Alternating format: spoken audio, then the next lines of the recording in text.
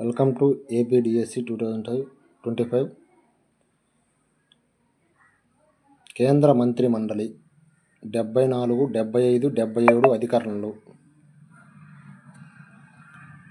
దేశ పరిపాలన నిర్వహణలో ప్రధానమంత్రి అధ్యక్షతన కేంద్ర మంత్రి మండలి వాస్తవ నిర్వహణ అధికారాలను నిర్వహిస్తుంది.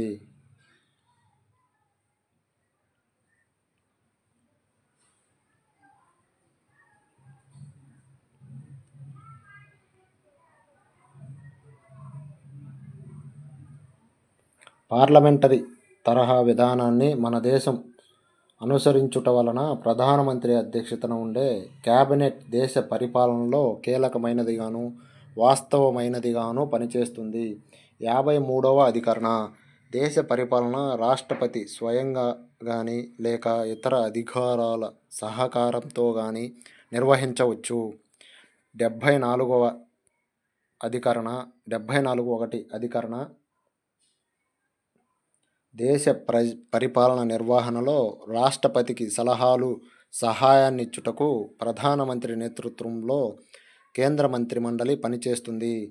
1976లో ఇందిరాగాంధీ ప్రభుత్వం 42వ రాజ్యాంగ సవరణ ద్వారా కేంద్ర మంత్రి మండలి ఇచ్చిన సలహాలను రాష్ట్రపతి తప్పనిసరిగా పాటించాలనే అంశాన్ని భారత రాజ్యాంగంలో చేర్చినది. 1978లో జనతా ప్రభుత్వం 44వ సవరణ ద్వారా 42వ సవరణ మార్పు చేస్తూ కేంద్ర మంత్రి మండలి సలహాను రాష్ట్రపతి తప్పనిసరిగా పాటించాల్సిన అవసరం లేదని, పునఃపరిశీలనకు వెనక్కి పంపవచ్చని, ఒకవేళ మంత్రిమండలి తీర్మానాన్ని ఒకసారి పంపితే రాష్ట్రపతి తప్పనిసరిగా ఆమోదించాలనే అంశాన్ని చేర్చారు. 74(2) అధికరణ. కేంద్ర మంత్రి మండలి పరిపాలనా విషయాల్లో రాష్ట్రపతికిచ్చే సలహాలను న్యాయస్థానంలో ప్రశ్నించరాదు. మంత్రిమండలి సలహాలు సహా రాష్ట్ర పరిధిలోకి రావు. 75(1) అధికరణ. ప్రధానమంత్రిని వారి సలహా మేరకు ఇతర మంత్రుల్ని రాష్ట్రపతి నియమిస్తారు.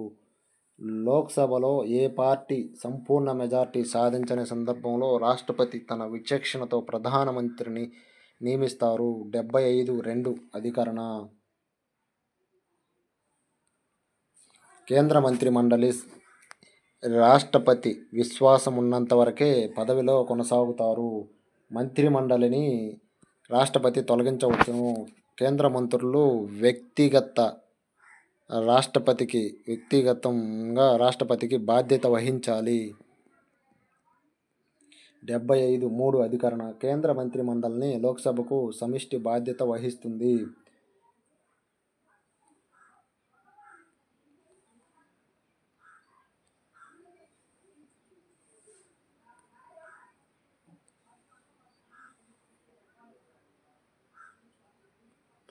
లోక్సభలో విశ్వాసం మెజార్టీ కాపాడుకున్నంత వరకే కేంద్ర మంత్రి మండలిని అధికారంలో ఉంటుంది.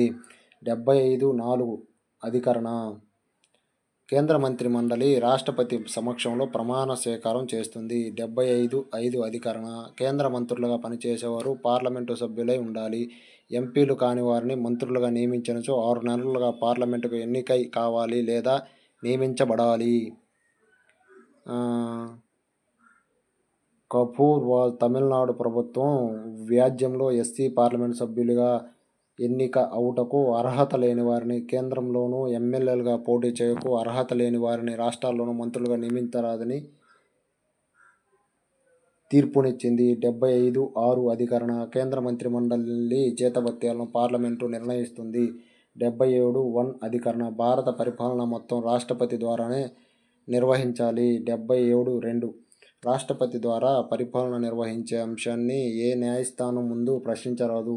ఉపరాష్ట్రపతి తాత్కాలిక రాష్ట్రపతిగా వ్యవహరించే సందర్భంలోనూ లేక ఎస్సీ ప్రధాన న్యాయమూర్తి, సుప్రీంకోర్టు ప్రధాన న్యాయమూర్తి తాత్కాలిక రాష్ట్రపతి పదవీ బాధ్యతలు నిర్వహించే సందర్భంలోనూ వారి యొక్క హోదాను ప్రశ్నించరాదు. వివిధ శాఖల్ని నిర్వహించే మంత్రులు తమ విభాగాల్లో జీవోలను విడుదల చేయనప్పుడు కూడా రాష్ట్రపతి పేరు మీదనే విడుదల చేయాలి. 77(3) అధికరణ. కేంద్ర మంత్రిమండలి సభ్యులకు రాష్ట్రపతి ప్రధాని సలహాలను అనుసరించి శాఖలను కేటాయిస్తారు. 78(1) అధికరణ. కేంద్ర మంత్రిమండలి నిర్ణయాలను ప్రధానమంత్రి రాష్ట్రపతికి తెలియజేస్తారు.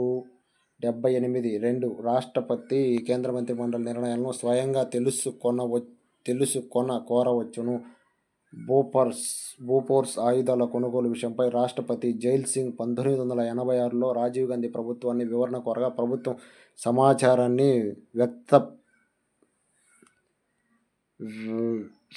ఇవ్వకపోవడంతో రాజ్యాంగపరమైన వివాదం తలెత్తింది.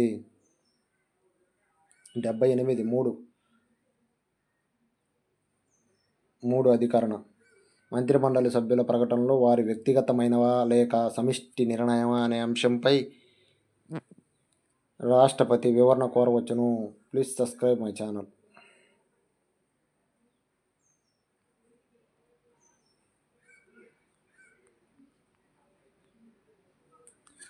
Thank you.